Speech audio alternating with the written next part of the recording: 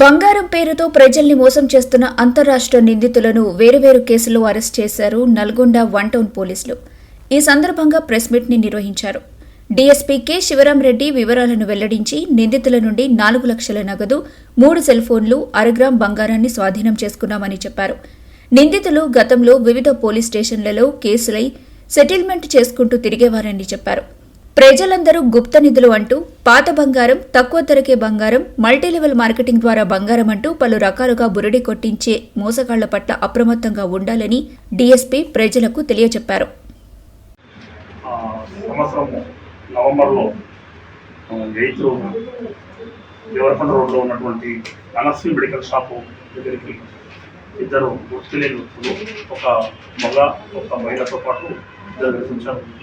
వచ్చి మెడిసిన్స్ కావాలని చెప్పేసి అతని యజమానిని వెలుగుల రాజు అని ఉంటారు, మెడిసిన్స్ కావాలని అడుగుతూ మీకు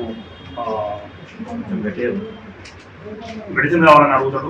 అడిగిన తర్వాత వాళ్ళు మాటల్లో పెట్టి వాళ్ళ దగ్గర ఏవైతే ఉన్నాయో బంగారు చిన్నది ఇది తీసుకొని రావడం జరిగింది. ఒరిజినల్ బంగారు సంబంధించి చిన్నది ఒక పీస్ తీసుకొని వచ్చి ఈ బంగారు పీస్ తీసుకొని వచ్చి ఫస్ట్ మీకు తక్కువ ధరకు వస్తుంది బంగారము, మేము తీసుకొని వస్తాము అని చెప్తే అతను సరే అని చెప్పి దాన్ని చెక్ చేయించుకుంటారు. ఇద్దరు పోయి అతను కూడా వస్తాడు. ఆ నేరస్తుడు అతనితో పాటు వచ్చి జ్యువెలరీ షాప్కి పోయి చెక్ చేయించడం జరుగుతుంది.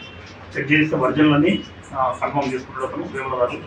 చేసుకున్న తర్వాత వాళ్ళకు మేము అది తీసుకొని వస్తాము, బంగారం తీసుకొని వస్తాము, 22 తులాల బంగారం అని చెప్తారు. చెప్పి మళ్ళీ 4 రోజుల తర్వాత వచ్చేసి ఇది తీసుకొని రావడం జరుగుతుంది. దీన్ని తీసుకొని వచ్చి ఇది ఒరిజినల్, అదే పురాతనమైనటువంటి బంగారం, ఇది ఒరిజినల్ అని చెప్పేసి ఉత్తరలో వెళ్ళింది అని చెప్పి అతనికి మాయమాటలు చెప్పి అతన్ని నమ్మిస్తారు.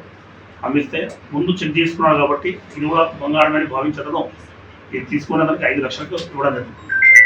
ఆ 5 లక్షల రూపాయలు తీసుకుని వాళ్ళు పరారీ అయిపోతారు.